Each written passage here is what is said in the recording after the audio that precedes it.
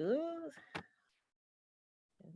All right, all right. Good evening, everyone. Good evening. It is so great to be before you again.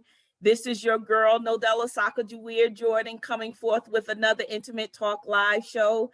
Tonight, I am so excited. We have a special guest co-host because my partner is away.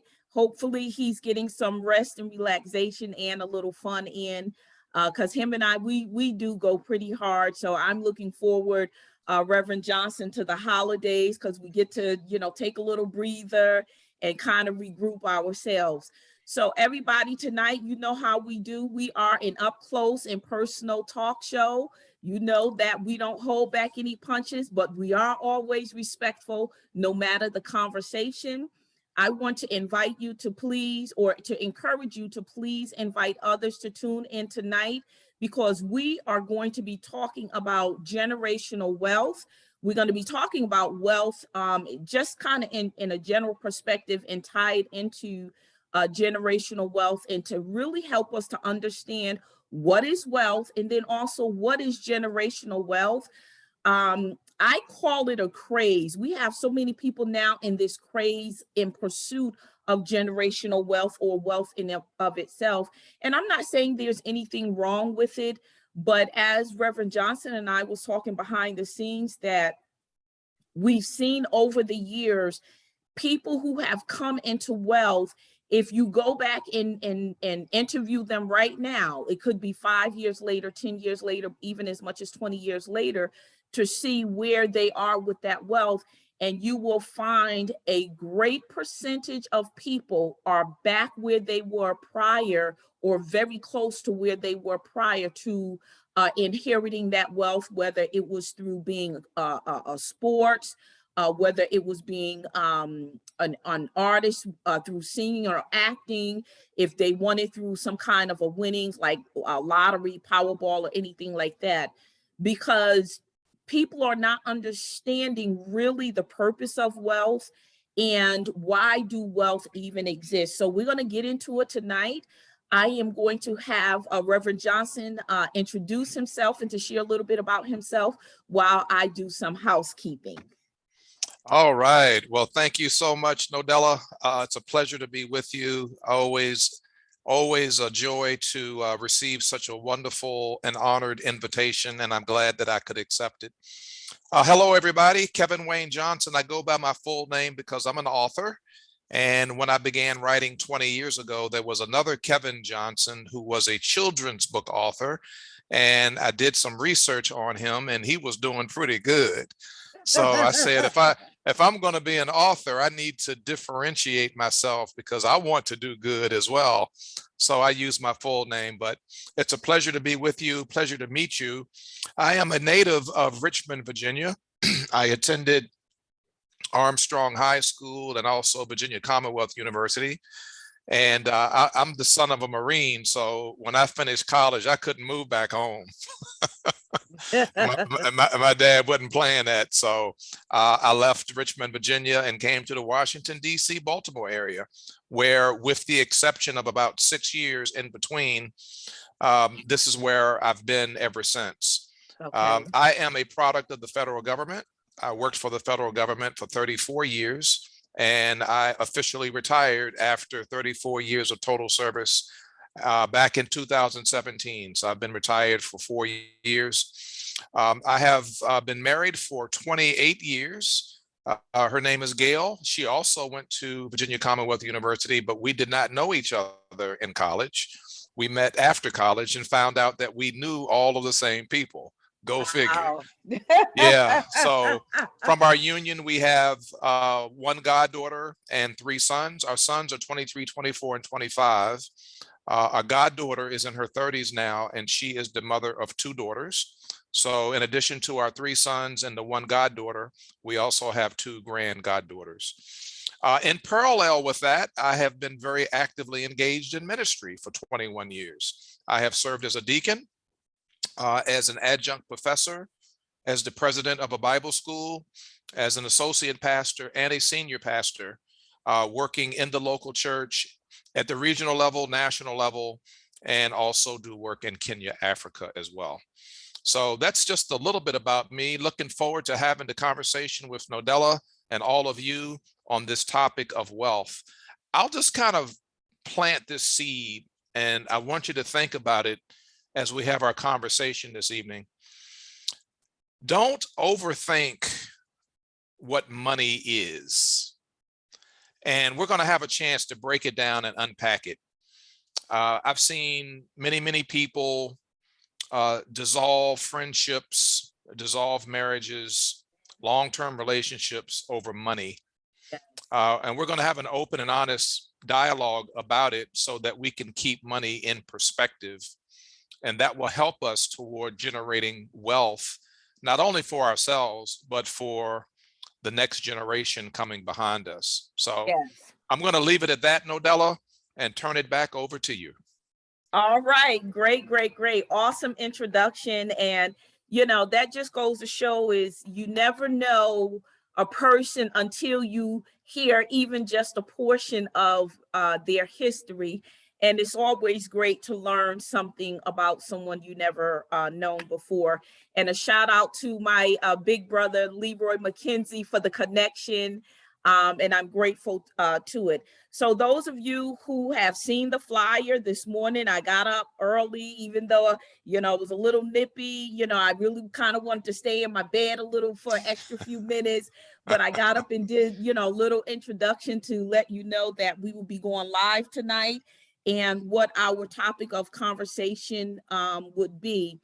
And I think that even after you and I spoke about tonight's broadcast and as well as what the topic was going to be, I began to think that this was actually perfect timing, only because we are in one of the biggest holiday seasons, if not the biggest holiday season of the year, where people are charging their credit cards ridiculously. And, you can't obtain wealth if you're constantly spending. Absolutely. Totally agree with that. You can only do one or the other. That's like breathing and holding your breath at the same time. It don't work. You can't breathe and hold your breath at the same time. And so I thought it was, again, I began to think about it, that I said, this is perfect. And maybe it'll help people to understand as they look to go and spend, all this money. And it's not even a matter of whether you have the money or not. The question is that, can you do something better with that money if you are one of these individuals who wants to create not only wealth, but generational wealth? So to remind y'all, our topic tonight is generational wealth, what we need to know, and educating the next generations. I grew up in a time where many of them did not think about setting aside or building something for the next generation. Now, in my parents' case, it would have been a little tougher because it was 8 of us. So, even for $1 million to split 8 ways, it would have been okay, but it wouldn't have been as lucrative as if it was just 2 or 1 of you. Right. And so what I want to start out with is, first of all, I want to help us to understand, first of all, what is wealth? Because so many people are focused only on the monetary aspect of what wealth is. Now, I was interestingly in a conversation yesterday with a pastor friend of mine, where he was saying that they're talking about, I think within the next couple of years or 5 or 10 years, that the dollar isn't going to be worth much. I said, well, truth be told, the dollar really isn't worth much now. I said, so 10 years down the road, it's just going to be toilet paper or paper towel. And so keeping that in mind, if we stay focused on just the money aspect of wealth, I believe a lot of us is going to be caught out in the cold, if you will. Does that make sense? Absolutely, it does, because we don't have that knowledge. What wealth has to do with being a well-rounded person, having some knowledge, and being able to apply that knowledge in a very wise way. Wisdom is one step above knowledge. Yeah. And it really helps us to be able to understand the nuances of wealth, and money is just one part of it. And so, readers are learners, and the more we read, the more we expand our intellectual capacity, which then gives us the will to move to action. And that's what helps Nodella us now pass that generational knowledge down to the children and to the grandchildren, and even down to the great grandchildren as well. So yeah, you're right. It's more than just the money itself, but it's the wise application of how we use it, recognizing and understanding why it's important to take a look at something as simple as an interest rate or cost of living adjustment, understand index. It's just a matter of really understanding economics and business and how money works, more so than the money itself. Yeah. Why it's important to buy real estate. Why when we're starting out, we should get a used car and not a new car. Yes. Those types of conversations, because the more we know, the more we can pass on and help the next generation. Not that they will actually take the advice and the wisdom and counsel and put it to use, but we, the older generation, can say, I did share that information with them, and I can sleep like a baby at night because I know that I've shared with my children and my grandchildren the right mindset to have when it comes to wealth or money or wisdom and knowledge about money. And so behind the scenes, we were talking about how people have, however they became wealthy, if you will, and that's another thing I just kind of want to sidetrack quickly, is that another thing is that people are considering everything wealth when it may not necessarily qualify at wealth.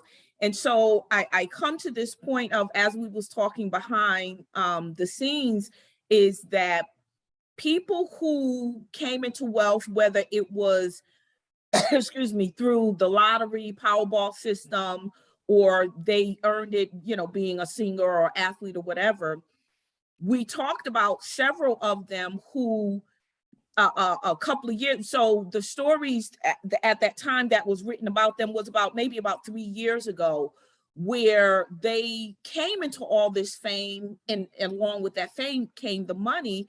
But then only just a couple of years later, for one person in particular, she was wiped out because she was helping her family, her friends. And, family has the tendency of guilt tripping you, talking about, well, you my sister, or remember I bought you that ice cream when we was 5 years old and you didn't have any money. Ice cream back then was only 5 cents. So truthfully, all I owe you is 5 cents. I don't owe you $50,000. But this is what family do to us. And if we're not careful, friends as well, strangers, all of a sudden you find out you have relatives that you didn't know existed. And if we are not careful in monitoring what we're giving out, it's one thing to be generous. This is not to say we can't be generous, but a lot of them, because they see all those zeros, they like, oh, it's going to be a long time before I go broke. Not when you're shelling out $50,000 and $100,000 a pop. Absolutely. $1 million, even $2 million. It's not like how it was 20 years ago. Adds up quickly. Absolutely. It does. I'm with you. And if you don't have the right education in terms of how to manage it, and recognize and acknowledge that taxes must be paid, and so while you're looking at the gross, you're not considering the net, right? So you're thinking in terms of $1 million, but it's really more like 466,000 after taxes. Good point. And you don't think about that. Or if you don't have the knowledge, again, I'm gonna reiterate that point. Then you'll take your earnings and you'll go out and you'll buy something extravagant like an 8-room home, Yes. For a family of three. Yes. It doesn't matter that it doesn't make any sense. It's the fact that you have access to the money. Yes. But what you fail to realize is that on that 8-room house and all the acreage that comes with it, Yes. you're going to pay $30,000 a year in real estate taxes. You didn't take that into consideration. Yes. And Yes. so one thing leads to another, which leads to another. And now the expenses are piling up. And that's just the real estate. Yes. Not to mention all the cars. That's right. Yeah. You purchase a brand new car and you drive it off the lot, and 3 minutes later, now it's only worth half. Yes. Because it's a depreciating asset. So yes, like you started out, Nodella, our job is to help others understand the totality of the conversation around wealth, not the money itself, yes, but the mechanics, the principles, the meaning, the use, all of that in terms of being able to manage and monitor when finances do come our way, the right way to manage it. And so that's the conversation. And then equally important, now passing that wisdom down to the next yes, generation so that they don't make the same mistakes that we made. yes, yes. So Kia says, the more we know, the more we grow. And that's actually an old saying. I'm trying to remember. It used to be some kind of a cartoon commercial, if I remember correctly. And Kia, you're absolutely right. As you know, girl, you always dropping platinum nuggets, not gold nuggets, but platinum nuggets. She is Kia is also family. And, you know, she is just so full of knowledge, and I'm grateful for her. She also shares gross versus net is always a struggle for people to understand. So I remember when my daughter, she got her first part-time job at 16. And when she got her paycheck, now she, you know, my daughter is a budgeter because that's something that I do. She saw me balance my checkbook, and it could not be off by 1 penny. And I remember at that time I was married. And so the husband was like, well, I want to manage the checkbook. I said, okay. I let him manage the checkbook. Kevin, he could not balance it for $1. He could not find $1. So he says to me, well, can you balance it? I said, no, you got to balance. I said, you have to balance it. I said, because that $1 is missing on your watch. And he said, well, how about I pay you to balance it? I said, but you're not getting the point.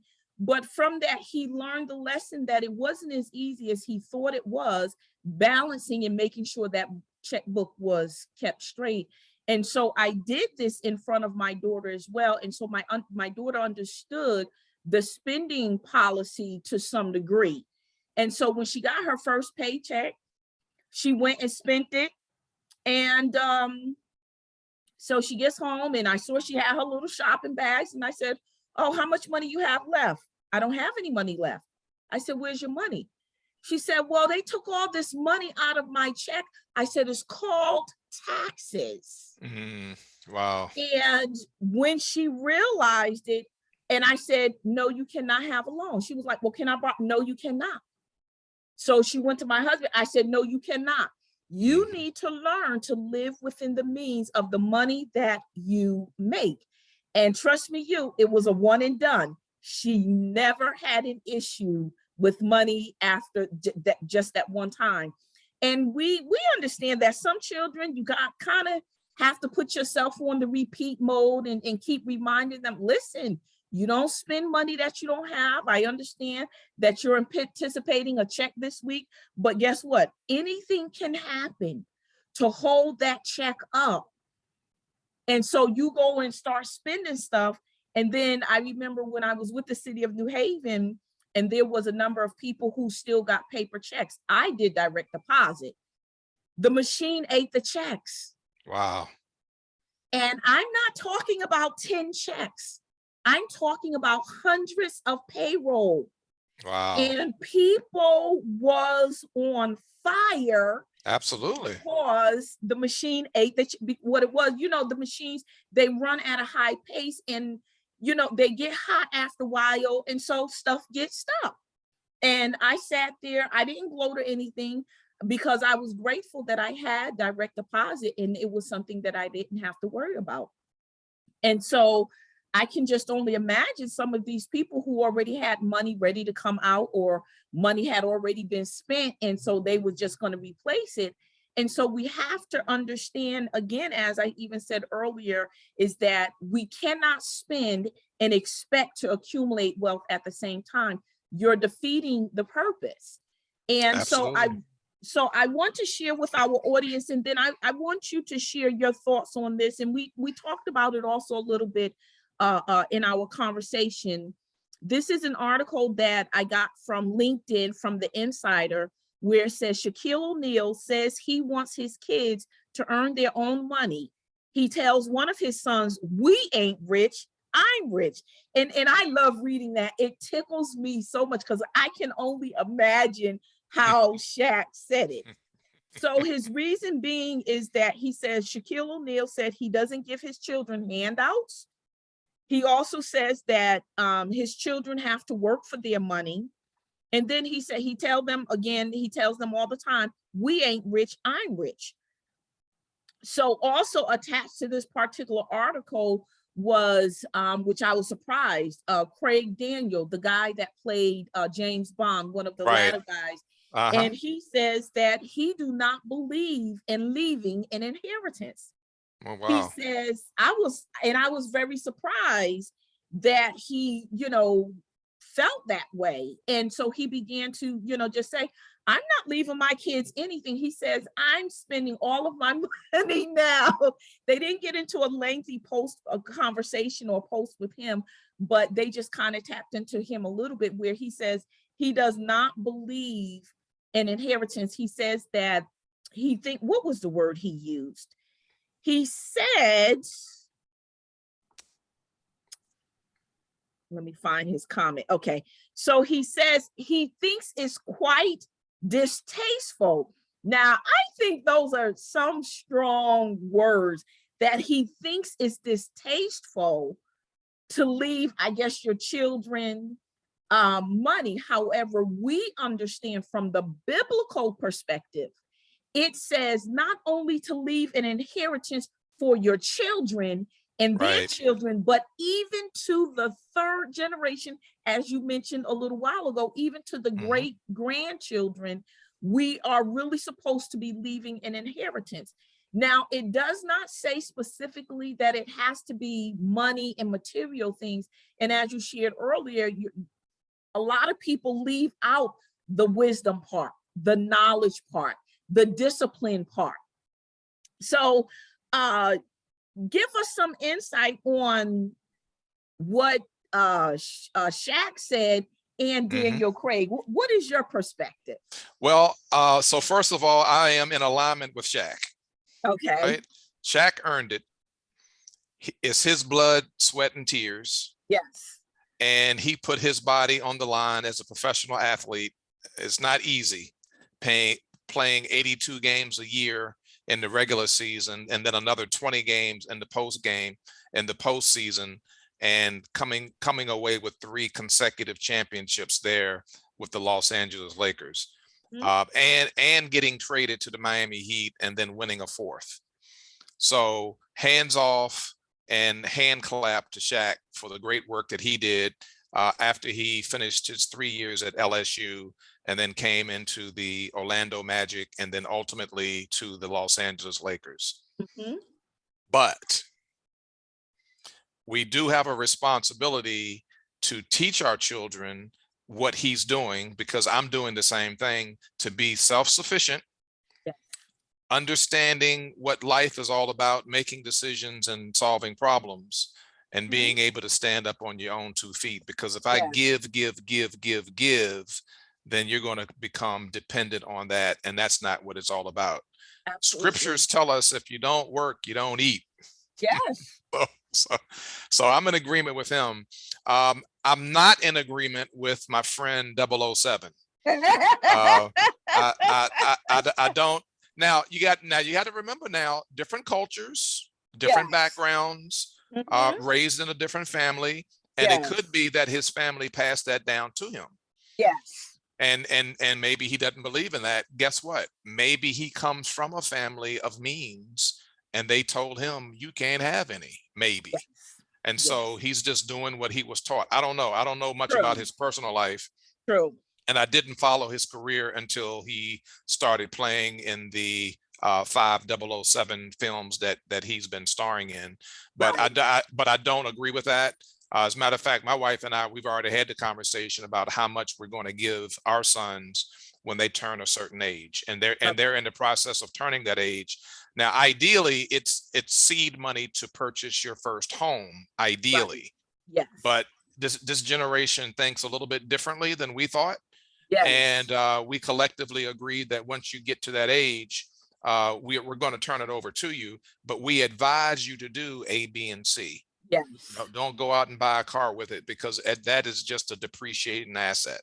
And you're going to Absolutely. have to buy another one probably in about 5 or 6 years anyway. And a home also depreciates as well, unless you're putting a lot of money in it to keep the value of it up. True, but the good news is they're always going to be making plenty of cars. Cars are mass produced. Absolutely. Yes. There's only but so much land, and Yes. they can't build but so much real estate. So True. it will always appreciate in value, unless for some by chance you live in some community where people have collectively agreed we're just not going to take care of our property at all, and then Absolutely. everybody's property depreciates. But for the most Yes. part, real estate appreciates, and that's why people know that it's one of the most foundational investments that we can actually make. So Yes. I agree with Shaq. I disagree with 007. Okay. I'm sure they both have their own philosophies and thought process that went Yes. into their decisions, and so I respect it. But I know, as for the Johnson family with our 3 sons, we've had that conversation since they were ankle high. Okay. You will go to college after high school. It's not negotiable. And we'll work with you on how to apply for scholarships. Okay. And then once you finish, you decide, do you want to go to Yes. grad school, or do you want to go right into the workforce? It's up to you. But we do have some seed money available for you to help you get started. That's part of our way of sharing with them, because we want them to then turn around and do the same with their children. Absolutely. I want my sons to be phenomenal husbands. I want them to be fantastic dads. And it starts in the home. And I want you Yes. to understand the value of money and what it's for, so that you can have enough to sustain a good lifestyle for yourself and your family, and at the same time pass some on to your sons and daughters when they become of age. They've seen it Yes. happen. They know it can happen, and there's an expectation that it happens as I Yes. communicate with each one of them. So that's a long-winded response, but No, that's that's my fine. response. Yeah, No, that's how that's we think. fine. Yeah. Let And me go ahead. Nodella, if you don't mind, let me just sort of share with the listening audience what I learned about money. So many years ago, I had an opportunity to listen very, very carefully to a pastor that I was under. He's no longer with us now. One of the best lessons I've ever learned. And the sermon was simply titled, "Are the Plants Laughing at You?" Okay. Because when you go back to the very first book in the scripture, Genesis, we find that as God created you and I, we have dominion over the earth, over the vegetation, the fowl in the air, and all of the animals. And when you think about the vegetation, I'm going to have you to think about money for a minute. Money, as we know, currency, a medium of exchange, is made from paper that comes from a tree. This is vegetation. And we live in a society now that has such a fixation on money and what it can buy that we lose track of the fact that we're supposed to have dominion over it, and not it have dominion over us, Mhm. because it's paper. Yes. that comes from a tree, Yes. and that's vegetation. Yes. The difference is got a little bit of ink on it and some other little fancy little diagrams on it. And it's a 1, a 5, a 10, a 20, a 50, 100, and then it comes in the bigger denominations that most of us don't get a chance to see. Yes. But all money is a medium of exchange. It's not backed by the Federal Reserve. It's not backed by the federal government. The only thing that gives money its value is supply and demand. That's economics 101. So if a product or a service is in high demand, Yes. but low supply, Mhm.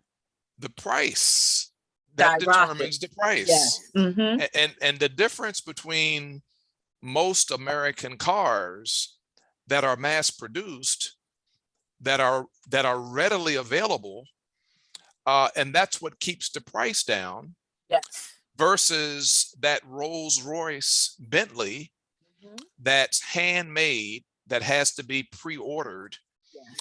and there are not very many that are made every year. Mhm.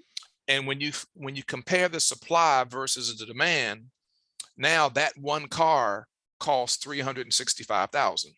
Yes. And so money, when you put it in its right place and keep it in its right perspective, is nothing more than a medium of exchange for service rendered and product delivered. Yes. And its price is predicated on the supply versus the demand. Yes. And if you can keep it to that level, I mean, that's money one-on-one. Yes. Then we would have fewer arguments. I believe fewer friendships would dissolve. I believe that fewer marriages will end up in divorce, Yes. and fewer people will argue over money because we have it out of context. Money is controlling us, Yes. and we're supposed to have dominion over it. Yes. And so I wanted to just take just a couple of minutes to share that. Yeah. That's the message that I had received like Mhm. over 20 years ago. And I do not get caught up in any sales schemes where somebody is telling me, hey, Kevin, I really, the deadline is in 3 hours. If you don't get it in 3 hours, you're going to miss out. Yeah. And I said, well, you don't know me very well. You just missed the sale. You're not going to pressure me, man, to buy nothing. I need to think about it. I need to process it. I probably need to go to sleep over it, and then I'll let you know when I'm ready. But no, you have to buy it now. You won't be making a sale here. Right? Yes. Yes. So I wanted to share that because oftentimes what happens in our society, which is all about commercialism and marketing, and you got to have it now, microwave, if you wait, you'll miss out. No, none of that is really true. You have to just keep everything in perspective. And that's the thought process in terms of wealth, Yes. how we go about thinking it. Money is Yes. just one piece, but Yes. it's the education, it's Mhm. the plan of action, it's Mhm. the understanding, discernment, it's the wisdom Yes. that goes into what we do. Having And that discipline. Yeah. yeah, you can now. Some of your listeners might get on me for saying this, but when I go to the mall, there's Nordstrom and there's J.C. Penney. You better yeah, you know which one I go to, right? So I'm not saying that you can get in J.C. Penney what you can get in Nordstrom. That's not the point. Right. That's not the point. The point is, why would I spend an extra 100 on a sweater when I don't need to? Right. I can make that money stretch. So Right. that's just and the reason I use that example, Nodella, and this is real, because every year our family gets together and we take our Christmas pictures, Okay. and we send out our cards, or we send out something on social media, and all the men, myself and my 3 sons, we wear the same attire. So I go out and I get really, really nice sweaters for us to wear for our Christmas picture. And guess where I get them? JC JC Penney. Nobody knows if I hadn't said anything, right? Right. So, Exactly. and it's they have nice stuff for pennies on the dollar. Just And if I because went, you look like $1 million doesn't necessarily mean you spent $1 million. thank you. There you go, right there. That's the end of the show, right there. Yeah. So a couple of things that you said. So you talked about, you told your sons once they graduated from high school, they had to go to college. And that was, hey, Jalen, thank you for tuning in. That's my grandson. You said that they had to get a degree. And that was also one of Shaq's conditions with his sons. He says, you need to do something with your life.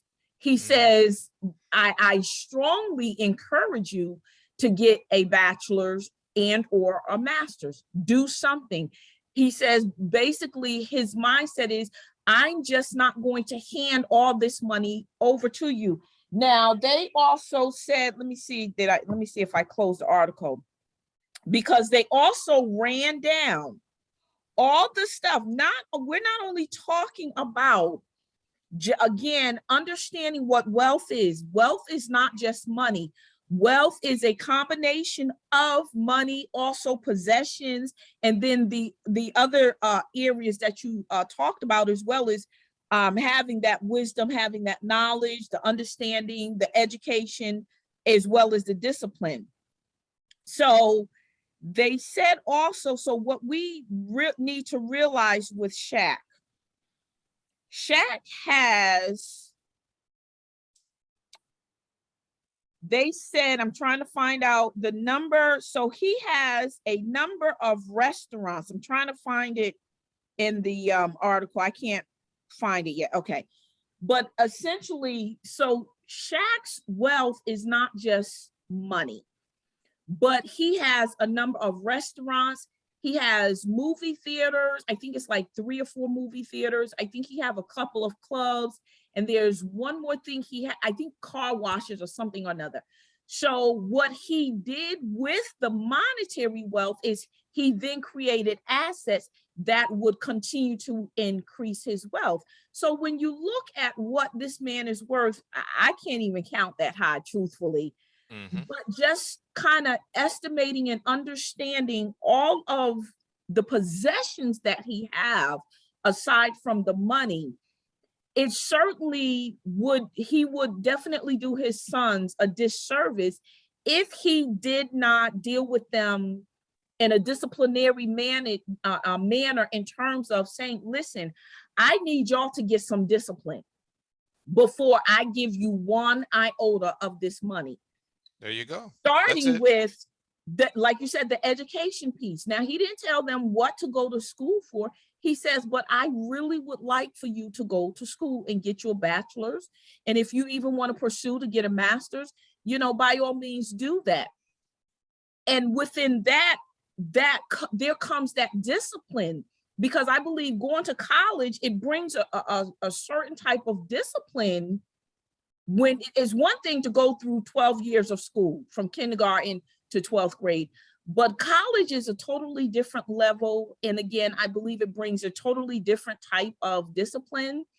And so when you shared that about your sons, that was the same thing Shaq had said. And so what we need to keep in mind again is that wealth is just not about the money. And I think a lot of people are just focused on, I'm going to have the money, I'm going to have the money, and not understanding the full picture of what wealth really represents.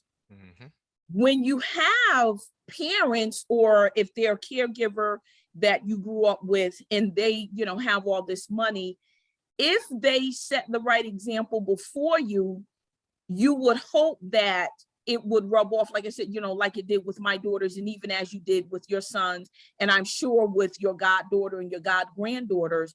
It's not something we just even do with our family. We kind of tell it to whoever we can tell it to, because we come to understand what wealth is. Now, I'm not in a wealthy place in terms of when it comes to the money aspect of it, but I do have a wealth of knowledge. that will allow me, or that can open doors of opportunity for me to get the monetary wealth. Exactly. But many people are more focused on getting the monetary wealth. And I believe, Nodella, we don't know what we don't know. And so that could be the reason why people primarily focus on that, because that's what they know and that's what they can relate to. Yes. And so one of the things I always say, I said it a little bit earlier, is that, leaders are readers. And Yes. so being able to read more, have an opportunity to understand what's going on in that space helps us to expand what we know and how we can apply what we know with wisdom. Again, wisdom being a step above knowledge. And that's the beginning. And that's what it's all about. And really what Shaq is saying to his sons, and what I'm saying to my sons, is, when you demonstrate that you can take the leap from high school to college, because now you're going to be very independent. Yes. You're going to be getting up on your own. You're going to be going to class. You're going to be doing your homework. You're going to report to your instructors, your academic advisor, et cetera. You're going to be in control of your schedule. You're going to control your social life, et cetera. If you can start that and finish with a degree, you are showing a great deal of self-discipline. Definitely. And self-awareness. So that's what it is. That's what an employer is looking for. Yes. Because wherever you decide to go work, you're going to kind of have to start all over again. You're going to have to learn their culture. You're going to have to get ingrained into their organization. Yes. You're going to have to understand their benefits, et cetera. So it's a big picture way of thinking about life as we go forward. In terms of enjoying the abundant life that we have an opportunity to enjoy, and recognizing the importance that it takes hard work. It's not going to be easy, but you don't give up and you don't quit and you keep moving forward. And like I did, I looked up one day and 34 years was gone. Yes. And I tapped into the federal employee retirement system. It's known as FERS. Okay. So it's a 3-tier retirement plan. Okay. So for the past 4 years, I've been enjoying my monthly annuity. Okay. And then when I choose, I can tap into my Social Security. So that's another lump sum of dollars that will be coming in. I can choose, 62, 67, or 70. It's totally up to me. And then the third tier of the federal employee retirement system would be a separate annuity that comes out of the thrift savings plan that we can tap into once we turn 70. So, and then on top of that, you enjoy your cost of living increases, and President Biden just granted those of us with the federal employee retirement system come January the 1st, a 5% increase.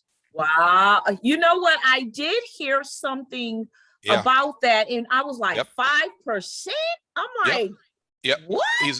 But our 46th president has been quite generous and quite proactive. I mean, if you think about the number of executive orders that he's already signed, and he hasn't even been in office for a year yet, and the trillions of dollars, Buy Back Better, the infrastructure bill, all of the incentives for the employees that were laid off and had to rely on the government to sustain themselves. I mean, there have been a number of executive orders that he has not hesitated, and some of it he got through Congress, and some of it he just did on his own. He's looking out for the retired folks. He's looking out for the military. And from that perspective, what they now need to do is they need to get the word out about what they're doing. Because it's not widely known, but that's another conversation for another time. Yes. Yeah, absolutely. Yep. So one of the other things that Shaq had told his sons, he says that you need to go and make your own money. As I said, with my daughter as an example, is when she realized how quick money could go, she started tightening up on her money. And even today, my daughter is tight with her money. And I can appreciate that because she definitely come to understand the value of a dollar in the sense of you break a 10, it's like where's the rest of it? Even if you only break it for $1 to buy, a $1 candy bar, it's like the 10 is gone. The same with a 20 or a 50. And I remember some years ago, this was when I used to keep cash on me. And I went to the store, broke a $20 bill. And so I came back home. I took out all my receipts. I took out all the change from all the bills that I broke. And Kevin, I'm like, where's my money? I honestly thought either somebody somehow or another pickpocketed me or I dropped money. Mm-hmm. I had nothing but 20s. And I'm looking, and as I'm laying everything out, I'm like, wait, I'm missing 20. I'm like, I'm missing $40. I almost lost my mind thinking I lost $20. But when I took everything out, I got everything situated and I started adding up my receipts and I added up what my change was. I was like, oh my gosh. So I don't keep cash on me anymore because again, you figuring you got $100, as we was talking about those who came into that millionaire status. They're like, oh, I got 2 million, 5 million. And so you're just doling out money, figuring, well, I got quite a bit of zeros. So you just doling out money until you have no money to dole out. And so now I use my debit card because for two reasons. One, if the money ain't in there, I can't swipe. There you and then go. two, I really actually have cut back my spending because I get the notification saying, okay, this came out of your account today. And I'm like, woo, okay. So then I'm like, okay, next week, no spending, no lunch, no dinner, no nothing. So for me, that's what I had to do. Some people may be better. They can do good with cash in their pocket.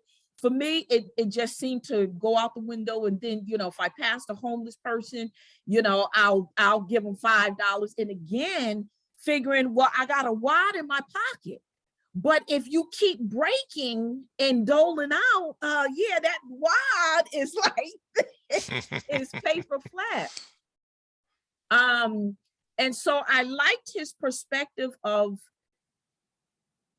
encouraging them, I'll say passionately, go make your own money. The other thing that I like, the other thing that people need to understand, and what our children or whoever is our heirs, mainly our children, and if you have grandchildren old enough, they need to understand is by law, you don't have to leave or give them anything. So when we shift just for the next few minutes on the generational wealth a little bit more, is that what our children and even grandchildren, for those who have them, you need to understand is that legally, I don't have to leave any of this to you. And we know a number of people who were actually celebrities who left their wealth to the animal association, or they may have left it to the Cancer Society or whatever, and their family contested it. You can't contest it. That is if they were of sound mind, what is there to contest? Exactly.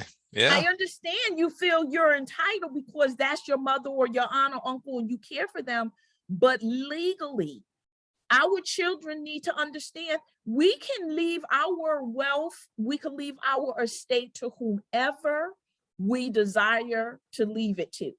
Absolutely. And so I agree with teaching them, don't rely on my wealth, because and I said it the other day, I said, I might outlive you. I mean, no parent ultimately wants to outlive their child, but we are seeing it. It is, it is happening. So you're sitting here saying, oh man, I can't wait till my mom or my dad kick the bucket. Well, you may go before they do. Yeah, be careful what you say. Yes. So to have that mindset, it's not a good mindset.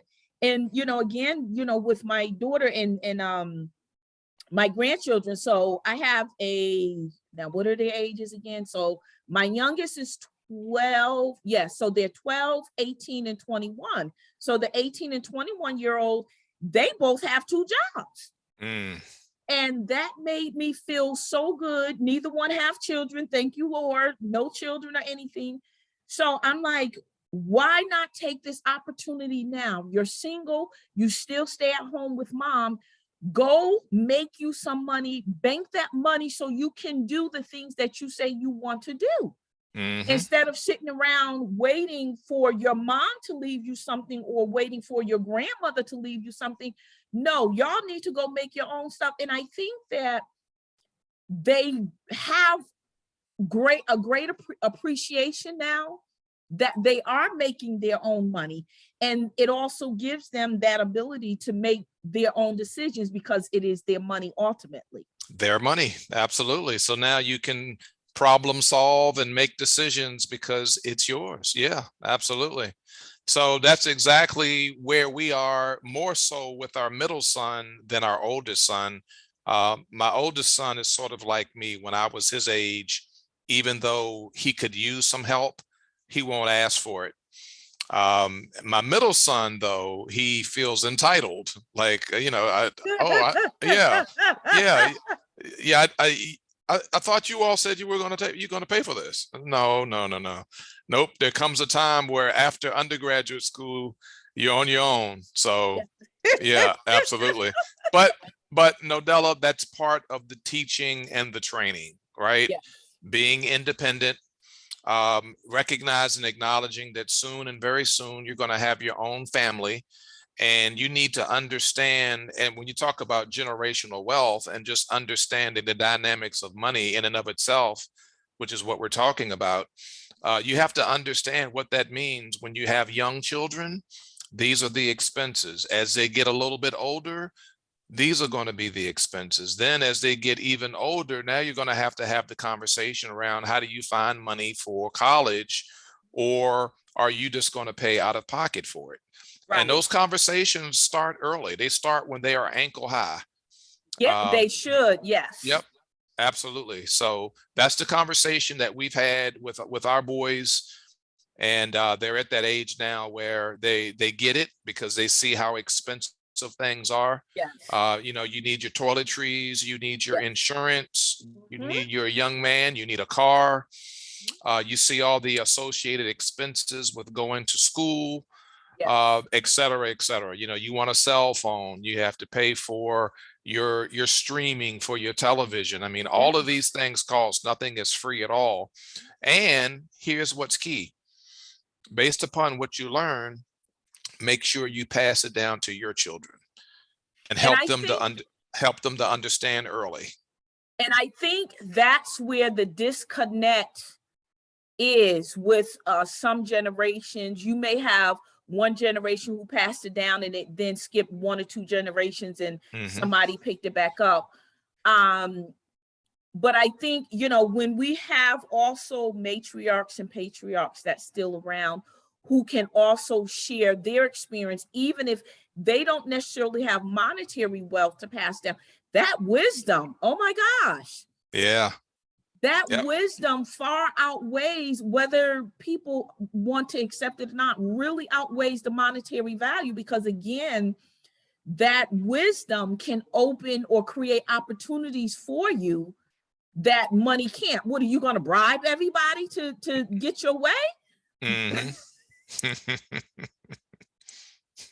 That's not going to happen. At exactly. Least, I don't know where it would happen, but I don't. That's not ideal ultimately. And so with me, I have my children and my grandchildren. So I started working with them, early on. Now my oldest granddaughter is just like her mama, just like she will squeeze $10 out of 10 cents. Now she'll spend money on something that she likes if she really wants it. But if she really ain't into it, now that's okay. Well, you want to buy it for me? That's her thing. She'll be like, well, you could buy it for me. What? Don't you have money? Yeah, but I figure I'll use your money. Right, That's right. the mindset. Why spend mine when I Uh-huh. could spend yours? Exactly. Exactly. Yep. And how do you answer that, right? Yep, Yes. absolutely. So it's all part of the education, passing down the knowledge, having the conversation, open dialogue and communication, so we can get into the story. The story that I shared early about money, us having dominion over it and it not having dominion over us. That's where Yes. the pastor was making the comment, are the plants laughing at you? Because you don't understand how to use money and what money is all about. And the other thing that I often share with family members and friends as it relates to wealth, we talked very briefly about real estate and the fact that it appreciates. I know there are some exceptions, but generally Yes. speaking, across the United States, when you purchase real estate, it appreciates. So, Okay. what can we do to help our children purchase their first home? That's part of the generational wealth.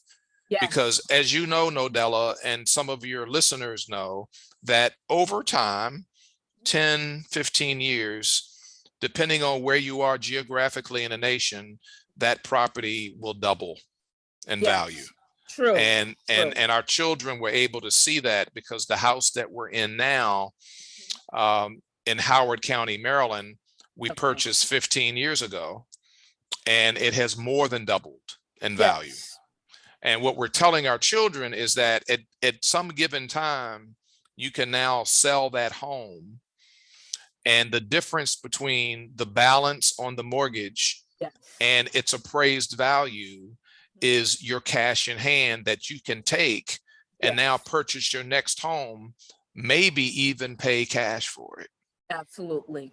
And Absolutely. so now the new home that you've just purchased, now you're sitting on that much more equity. And Yes. that's how you accumulate wealth and then pass it on to the next generation. We can't take it with us. So True. there's no harm at all in passing it on to the next generation. Absolutely. I agree. And one of the things that, I like that you were saying, in regards to, because a lot of people, and also a lot of people are getting into real estate, but again, they are lacking a significant amount of knowledge, understanding really how it works.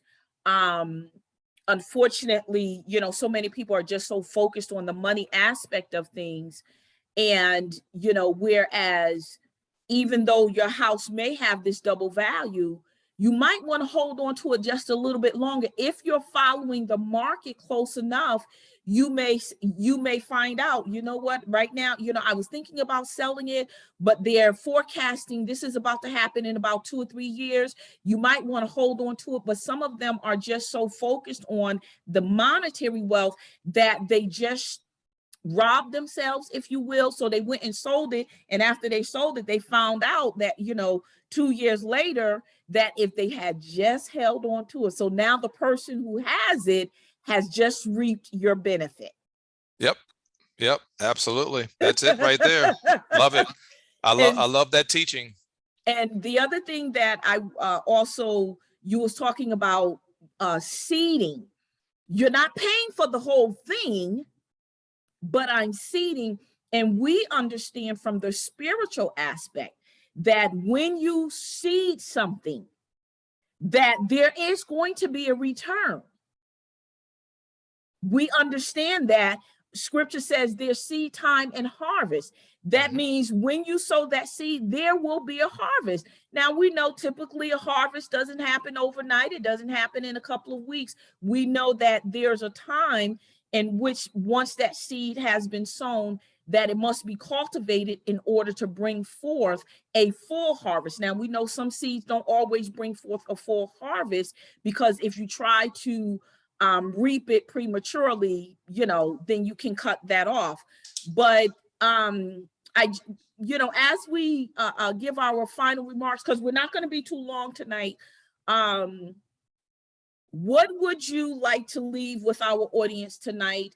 Whether real estate, because Kia also is into real estate as well. I believe she's still up here. So Kia is into real estate as well.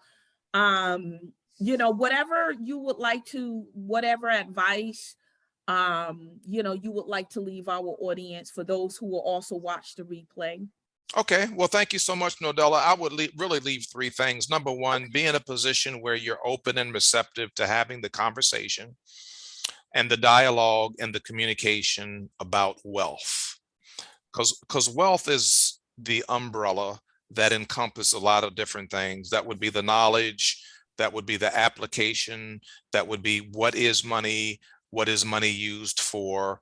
It's really the entire education process around putting yourself in a position where you can be financially independent of any other individual or group of individuals, not rich, quote unquote, but just financially independent and able to maneuver in this space and in this place in a very comfortable way.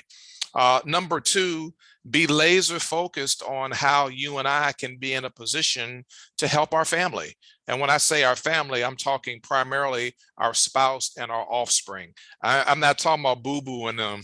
Oh yeah, all the cousin, you know, yeah, you my fourth cousin on my dad's side, and no, you know, from which, remember me in Wichita when we were 8, we went to the picnic? No, I don't remember. But anyway, I'm talking about the spouse and the offspring in terms of whatever we can do as a part of the wealth conversation to make sure that they understand the mechanics and that they are in a position where they can live the abundant life as well. And then last but not least, exactly what you're doing, Nodella, having this open conversation with like-minded listeners and viewers who are tuning in, who have an interest in really being better and doing better, hanging out with like-minded individuals who actually have a desire to learn and grow and develop and to get to know more. Those are really the three things that I would like to add, because I'm a leadership development trainer and an executive coach, and I talk to people all the time about reading. Reading expands the mind, both the conscious and the unconscious. You tap into that left brain, you tap into that right brain, and you learn so much, because so many people are in that space where they don't know what they don't know. And we can go beyond that by just taking the extra steps and just enjoying the knowledge that's out here and seeing what you and I can do to really make the world a much better place. And I think in part, we do that by not having to be reliant on others for our financial wellness. Absolutely. So those are the three things that I would leave with all of our viewers and all of our listeners. And I also want to plug in when it comes to the generational wealth, for those of us who are believers, the word of God instructs more specifically to, he's talking to the fathers about leaving an inheritance, but this is applicable obviously to the mothers as well. If we position our children by leaving them an inheritance, not an inheritance for them to go and squander, but an inheritance, like you said, is that what you leave your sons, you're seeding into them so they can now pass it on to their children, and hopefully their children then will pass on to their children. And again, you know, keep that generational wealth. We know that there's only a handful of families that live on this earth who has what they call generational, or the original term is old money. Mm-hmm. They come from old money. And so many of us have gotten away from that because many are only focusing on living in the here and now, and they're not, you know, focusing on, you know, what could happen later on. With Daniel Craig, I mean, I kind of understand his mindset.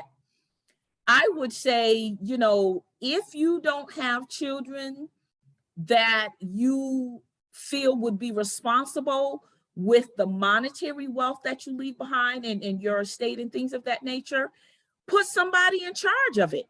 Yeah. And have them to just, you know, and I know it's been done where they will cut them and allot X amount of dollars a month And if you spend it before your next check, there are no loans. No, I cannot get an advance. No, you cannot get an advancement if you feel your child or your children aren't responsible and you genuinely want to leave them something, but you know they'll blow through it in no time flat. You know, and like you said, you know, Shaq, he has worked so hard as so many others. You don't want to know that, well, if you pass on, you won't know. But just the thought of you work so hard for what it is that you have, and the thought that your child may not appreciate it at the level that they should. So I can perhaps somewhat understand what Daniel Craig said. So I just want to share Kia's last two comments as we wrap up. So Kia says, okay, Kia says, and definitely credit. She says 100,000 at 5% goes longer than 125,000 at 25%.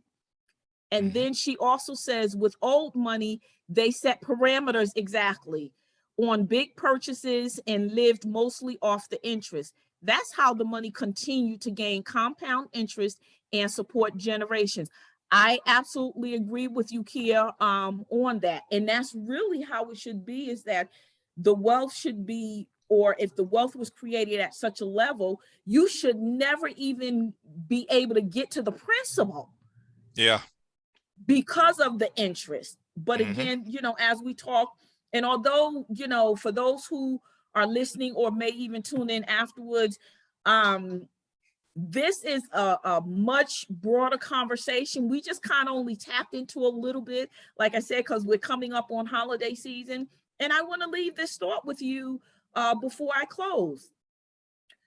What you are about to purchase your child or children for Christmas, is there a better way that you can spend that money? That's what my question will be to you tonight. Is there a better way that you can spend that money? The answer is YES. Absolutely, it we is. know no matter how much, even on these electronic devices, no matter how much you spend on them, they were designed and built to only last but for so long. It doesn't matter how much money you spend on an iPhone or anything. They don't create stuff the way they used to. Like when we was growing up, our toys would last forever, you know. Oh yeah. Oh yeah. Some of our toys grew up with us. Rock'em sock'em robots. Yes. But today, you know, the washing machine, my parents had a washing machine for 10, 15 years. Now you might get 3 years. If you get to 5, you really struck gold. But I want to leave with y'all, if you have the mindset now that you want to increase your status and approach that wealth status, as well as create generational wealth. We clearly understand, and we said it twice or 3 times tonight already, that you cannot generate any kind of wealth if you keep spending. If you teach your children to understand what it is that you're doing, they may not still quite understand, depending on their age, they still might not quite understand what you're saying, but it's something that you have to keep. That's why the scripture says, train up a child in the way that he is to go. And so if you keep talking to them saying, this is why I won't buy you this, because I'm socking away, let's say $100. And if we leave it in here, depending on where they put it, this is how much it's going to be in 5 years or in 10 years. And so when they can even see it visually of, well, if mom's going to spend $200 on a pair of Jordans, but if you show them, if I put this in the bank or put this in a credit union or some kind of investment, look at how much it would be in 5 or 10 years. And most kids, when you show them on paper and they see them zeros, they know that's not $10, and they'll know it's not $200 anymore. So as Kevin said, take the time to talk to your children. Take the time to talk to your children. Don't let them bully you into spending all this money just because they throw a temper tantrum. We really have an obligation to leave an inheritance for our children, as scripture says. So with that being said, thank you so very much. Now, do you have a book or anything that you've published, or do you want to post your website information? My books are in the area of leadership, and yeah, you can find it pretty easily. Just go to kevinwaynejohnson.com, kevinwaynejohnson.com, and all the information is there. The book and some other information about my background is there as well. So okay, it's pretty easy to remember. kevinwaynejohnson.com. okay. Yeah. I just typed it, and kevinwaynejohnson.com. It's not populating, so maybe I didn't type it right. Hold on, let me see. Okay, so I think, so maybe I didn't type it right. Hold on, let me fix it. Oh, that's why, because I put the wrong symbol. Let's try now. Okay, here we go. All right, so everybody, I typed in his website information in the comment section, and actually let me pin it to the top of the broadcast. That way they'll be able to see it at the top of the comments. And, you know, I thank you so very much for one, you know, accepting my invitation. Is technically at the last minute. And I truly enjoyed myself, and I definitely will keep you in mind for the future, because you definitely have a lot to offer. All and right. we, you know, we talk about a lot of different things here at Intimate Talk Show as well. So Good. I'm sure you'll be able to fit in right along as your schedule permits. But I just want to thank you so very much. And y'all, you know how I feel about you. I love y'all. Thank you so very much for tuning in. And again, please feel free to share and invite others to watch this. And like I said, we didn't get into a lot because, I mean, that would take a long time. We just kind of wanted to talk a little bit about generational wealth, because, you know, everybody is in this craze about wealth and generational wealth. And a lot of people are making a lot of mistakes in their pursuit of wealth. So we hope that you're able to take away something from this broadcast on tonight. And please feel free to leave your comments. If you have any comments for Kevin, I will make sure that he gets the comments, or if you have any questions regarding what he does as well. So until next week, y'all have a blessed evening and stay safe. Good night. All right. Good night.